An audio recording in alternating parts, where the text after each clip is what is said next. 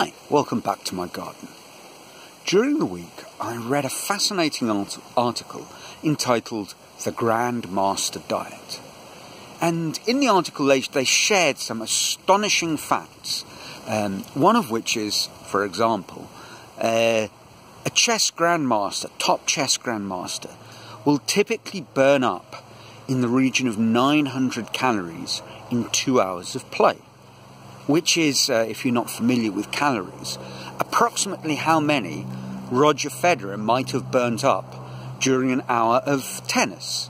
Well, he wouldn't burn it up now because his hour of tennis would just be chatting with friends in the commentary booth. But back in the day, that's what he was burning up.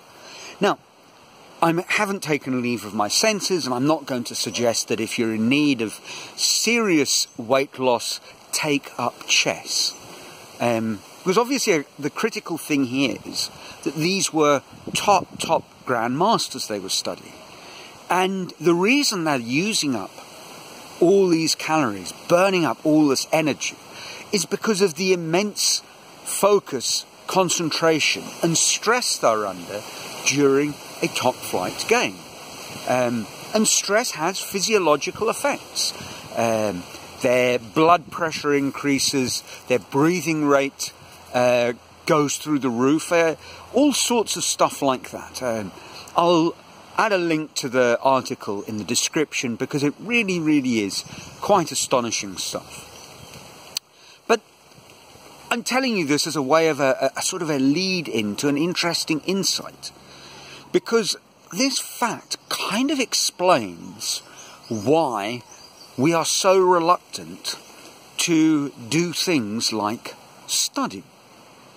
Or for that matter, for those of you following me, following my struggles that I've outlined on this channel, introducing a new way of doing things, like I've been talking about the Zettelkasten method. All our difficulties in these areas are kind of explained by the fact that I mentioned. Seems a bit odd, but allow me to elaborate. Thing is, our brain is a very conservative organ. Its job is to protect scarce and precious resources, and this is hardwired into us from our from our caveman days.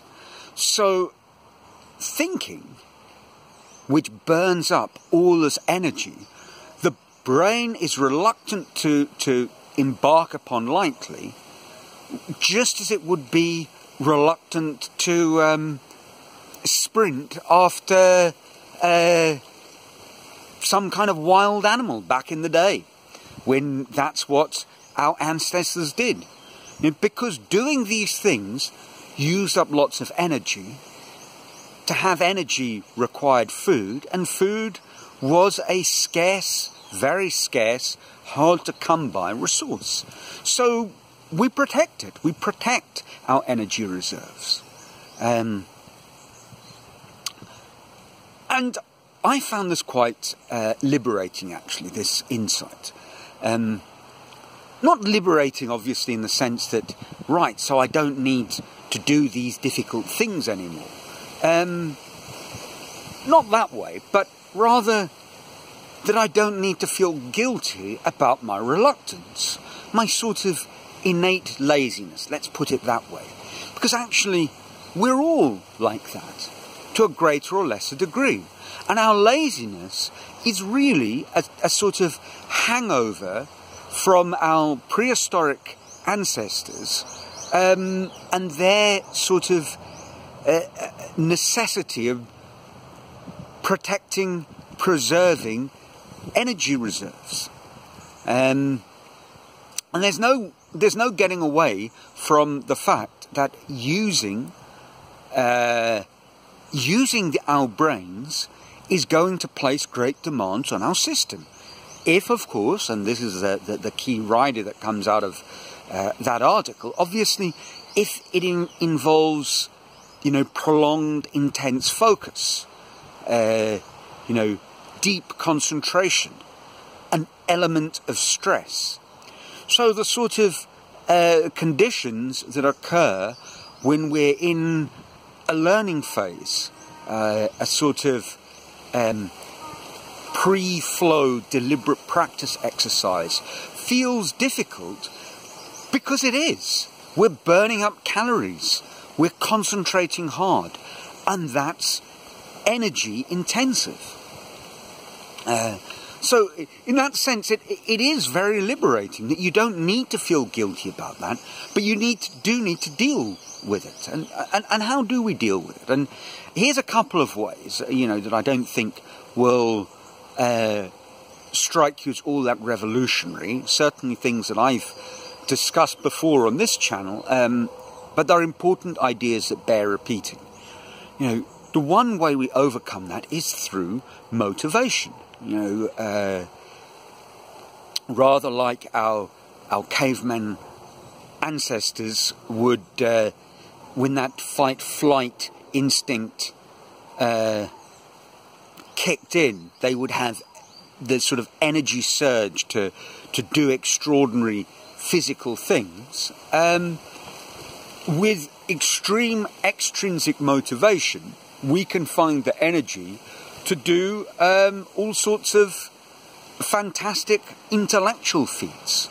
And of course, to go with that outside stimulus, there is an intrinsic motivation element, and that's sort of almost the opposite. If we can, if we can turn that intense activity, if we can twist it around or fool ourselves into treating it like play or a game, something that's fun, we almost don't notice how demanding it is.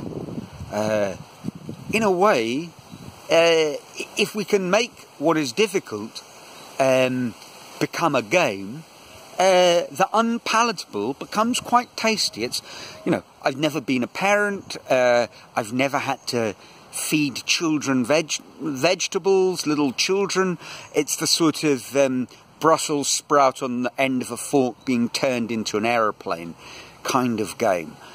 Suddenly it's fun, and you stop thinking of it as being a difficult, unpleasant task, eating a Brussels sprout. I personally have never got over that, but that's just me and Brussels sprouts, and perhaps there's something to do with overcooked Brussels sprouts, which aren't a pleasant treat at all. But the same kind of way, the Brussels sprouts of thought, doing your scales when you're learning an instrument, if you can introduce a gaming element, a little twist of fun into what you're doing, it becomes much more obviously tolerable. And then, of course, going alongside this whole question of motivation is the issue of habits. If we can bypass thought and make something a habit, suddenly it doesn't become difficult at all. And I'm going to stay with forced comparisons to small children. When you're trying to get your little kid to brush their teeth, it can be an uphill struggle. They don't want to do it.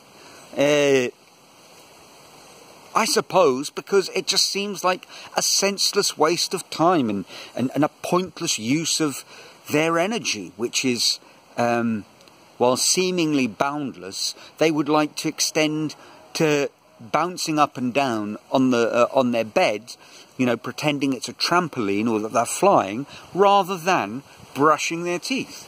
But we as adults who have gone through decades of teeth brushing, well, we don't give it a moment's thought. And then suddenly flossing becomes something difficult. Flossing wasn't a thing when I was a child, so it wasn't a childhood activity.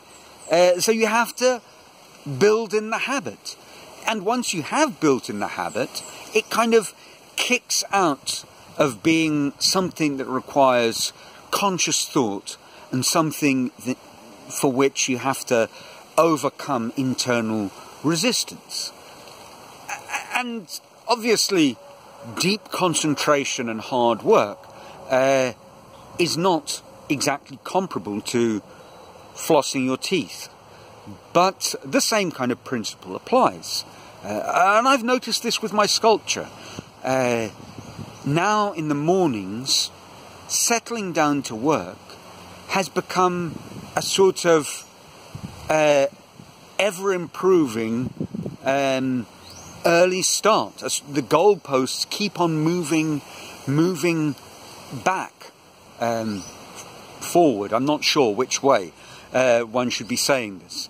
But when I started doing my art here, beginning work before 9 o'clock, honestly, was a bit of a struggle. And now it's unusual if I haven't started work by 7:30. And there's lots of reasons for that. My habits have changed. I go to bed earlier. But last night, for example, yesterday, I'd gone on a trip, had probably a beer or two too many to celebrate an exciting sculpture sale. I wasn't in the mood to work at all, but I was working by 7:40.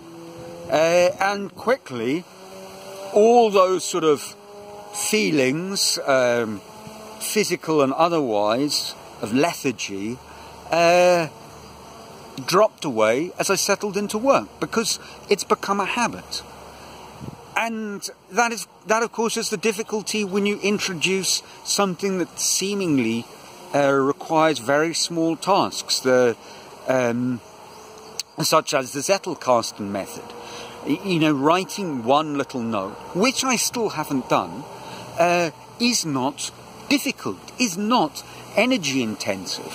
But in your mind, you are aware that if this is going to be worth doing, it's something that you need to commit to the long haul. And there's no fooling your primitive brain. Your primitive brain knows that the long haul means one step followed by another forever and a day. It's going to be a lot of work, so you push back. And therefore the only way to bring this about is through conscious habit creation. Whether this is done sort of because you have a motivator that makes you do the thing until it becomes a habit, or whether it's because you develop some sort of game. I mean, in the case of my sculpture, my little black book that I've spoken about before became an amusing way of having a small victory.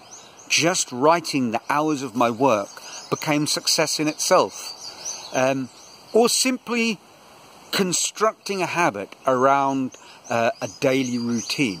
You know, this is what is required, and this is what I need to do with my Zettelkasten, my take on the Zettelkasten, because I realise it is something that I want to do, but I'm not doing it. And that has, I guess, in a tenuous sort of way, everything to do with the Grandmaster chess diet. So, there we are. That's it for this week. Let me know what you think. Comments are always welcome, the good, the bad and the ugly. As my brother is fond of saying on his films. Always quote your sources. And so that's it until next week. Trust you're well, your lives are filled with joy, and you're keeping safe wherever you are. So from a sunny Brazil, ciao.